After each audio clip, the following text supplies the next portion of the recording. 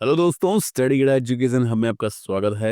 मैं हूं गौरव सैनी एंड आज की वीडियो के अंदर हम डिस्कस करेंगे। भाई आ गया है चिल्ड्रन एजुकेशन अलाउंस 2024-25 के लिए सभी को फॉर्म फिल करना है। तो उसके अंदर हम देखेंगे, देखो इसके ऊपर हमने डिटेल वीडियो बना रखी है। अगर आप रूल देखना चाहते हैं इसके तो वो मैं डिटेल जो डिस्क्रिप्शन बॉक्स के अंदर डाल दूंगा वो वीडियो, आप वहाँ से देख सकते हैं पूरी डिटेल वीडियो इसके अंदर ना। तो वहाँ से आप अच्छे से पूरी रूलिंग समझ सकते हैं इसकी। बाकी इसमें हम फॉर्मेट देखेंगे, फॉर्मेट पर क्या चेंजेस है और क्या-क्या चीज़ें हमें ध्यान रखनी चाहिए जब हम इसको क्लेम करें, ठीक है? तो आइए आगे चलते हैं। देखो सबसे पहले तो भाई सीई के लिए जो अमाउंट है आपका कितना हो गया, 2812 हो गया। जब ये 50% अपना डीए होता तो 25% वो हाइक कर गया था, ठीक है? तो 2812 हो चुका है एंड ₹8437 आपको मिलेंगे हॉस्टल सब्सिडी के एंड आप दोनों क्लेम कर सकते हैं एक साथ में, ठीक है? ये मैंने अपने रूलिंग में बता रखा है। जो दिव्यांग जो बच्चे हैं उनके लिए जो सीए की जो वैल्यू है वो डबल हो जाती है, वो हो जाती है ₹5625 पर मंथ, ठीक? रिम्बर्समेंट कब आपको करना है, जब फाइनेंशियल ईयर जो है कंप्लीट हो जाता है। तो फाइनेंशियल ईयर हमारा कंप्लीट हो जाएगा और आपको ये जब यानी बच्चा पास आउट हो जाता है तो फिर उसके बाद में आपको सारे डॉक्यूमेंट्स देने पड़ते हैं, ठीक? फोर्थ पॉइंट के अंदर ये लिखा हुआ है कि भई आपको सर्टिफिकेट चाहिए हेड ऑफ इंस्टीट्यूशन जहाँ से आप बच्चे को पढ़ा रहे हो, वहाँ से आपका जो प्रीवियस एकेडमिक ईयर के अंदर जिस पे बच्चा पढ़ा है, वहाँ पे आपकी सील लगी हुई मोहर होनी चाहिए एंड रजिस्ट्रेशन नंबर, ये सारी चीज़ें होनी चाहिए।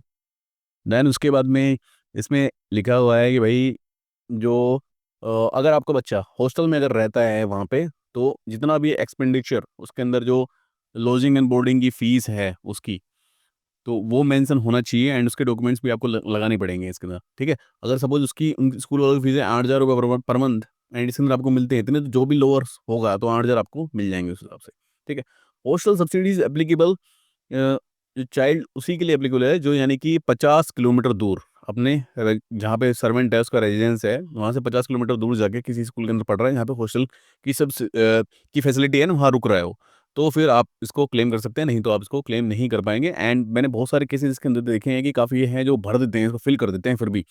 बच्चा यानी कि 20 किलोमीटर में या फिर घर के पास ही रहता है, लेकिन फिर भी हॉस्टल सब्सिडी क्लेम कर देते हैं एंड उसे बहुत ज़्यादा दिक्कत हो जाती है, ठीक है? तो ये आप बिल्कुल भी ना करें क्योंकि वहाँ पे जो वेलफेयर इंस्पेक्टर है, विजिलेंस डिपार्टमेंट वाले हैं, वो पूरा इनको एक-एक डॉक्यूमेंट्स वो हैं, वो चेक करते हैं एंड मैंने डीएनआर में भी देखा है कि काफ़ी केसेज़ इसके अंदर देखने को मिले हैं कि उन्होंने क्लेम कर दिया, फिर उनको चार्जशीट दी जाती है। तो वो सारे पैसे आपके जो आप अगर फालतू का बनाने का सोचोगे, तो सब वो रिकवर हो जाएँगे आपके, ठीक? तो ऐसी कोशिश बिल्कुल भी ना करें। अगर चीज़ें जेन्युइन हैं, तो ही हॉस्टल सब्सिडी के लिए अप्लाई करें, नहीं तो बिल्कुल भी आप अप्लाई ना करें। आगे देखते हैं इसके अंदर आगे क्या लिखी हुई है कि उसके अंदर तो ये बात लिखी हुई है, ये साउदर्न रेलवे के लिए है, तो उसके अंदर ये बात लिखी हुई है 15 भई आप डॉक्यूमेंट हैं वो 4-4 तक दे दीजिए एंड 15-4 तक वो सारी चीज़ें हैं चेक कर ली जाएँगी और आई-पास पे प्रोसेस कर दिया जाएगा ताकि अप्रैल की सैलरी में आपको मिल जाए। उसके बाद में अगर लेट जो एप्लीकेशन को कुछ टाइम भी लग रहा है तो बाद में भी अगले जो महीने हैं उनके अंदर भी आप दे सकते हैं, कोई दिक्कत वाली बात नहीं है। फिर इसके अंदर क्या लिखा हुआ है कि रजिस्ट्रेशन नंबर मस्ट है, स्कूल का रजिस्ट्रेशन नंबर होना चाहिए, जो बोनाफाइड सर्टिफिकेट आप देते हो ना स्कूल से साइन करा के कि मेरा बच्चा यहाँ से वो पढ़ा हुआ है, फिर वो क्या नाम है प्रिंसिपल है वहाँ से वो साइन करता है, उसको मोहर मारता है, तो वहाँ पे क्या है रजिस्ट्रेशन नंबर आपका होना चाहिए, ठीक?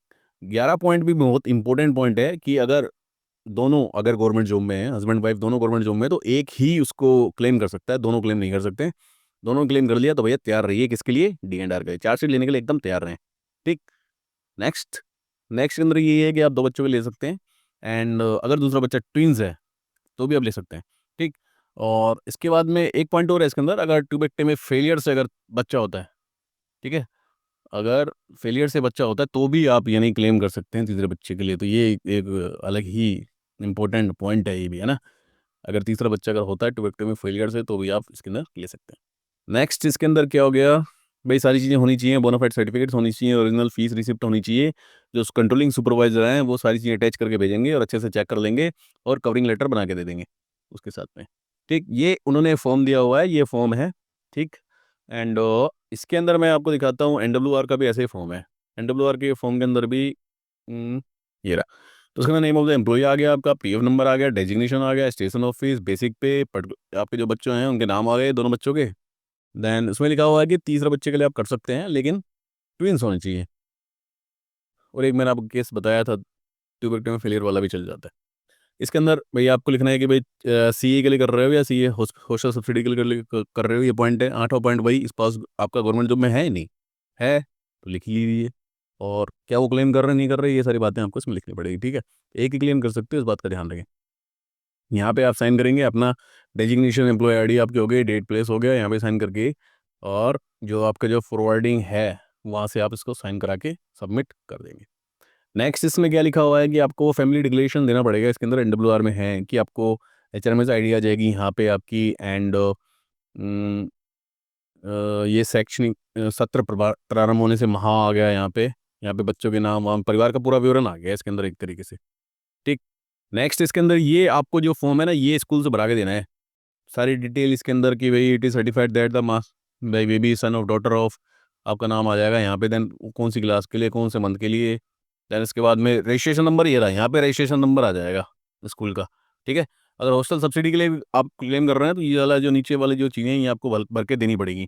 देन वो प्रिंसिपल के साइन हो जाएंगे, उनकी मोहर आ जाएगी और स्कूल का नेम आ जाएगा, एड्रेस आ जाएगा, पिन कोड आ जाएगा। ठीक है दोस्तों, तो इस वीडियो के अंदर हमने पूरा देख लिया कि क्या रूलिंग है। रूलिंग अगर आपको अच्छे से पूरी समझनी है तो पुरानी वीडियो आप हमारी जरूर देखें, इसके अंदर हमने अच्छे से पूरा एक्सप्लेन किया हुआ है। ये जो फॉर्मेट है इसकी पीडीएफ आपको मिल जाएगी हमारे टेलीग्राम चैनल से। बाकी आप तैयारी करना चाहते हैं वेलफेयर इंस्पेक्टर के लिए, सीएलए के लिए, या फिर डिपार्टमेंट जो एग्जाम निकलते हैं एसएम के लिए, या फिर गुड्स गार्ड के लिए, और भी काफ़ी एग्जाम्स हैं, सीसीटीसी के लिए तैयारी करना चाहते हैं आप, अभी तो सिलेक्शन बंद है फिलहाल में, लेकिन जब भी निकलेंगे तो आरआरबी के थ्रू होंगे और ऑनलाइन होंगे। ऑनलाइन तैयारी आप करना चाहते हैं अगर, तो स्टडी गड़ा पे जाइए, प्ले स्टोर से एप्लीकेशन हमारे डाउनलोड कीजिए एंड चैनल को सब्सक्राइब करना बिल्कुल ना भूलें। तो please like share and subscribe our channel study Gadda. Thank you दोस्तों, बाय बाय।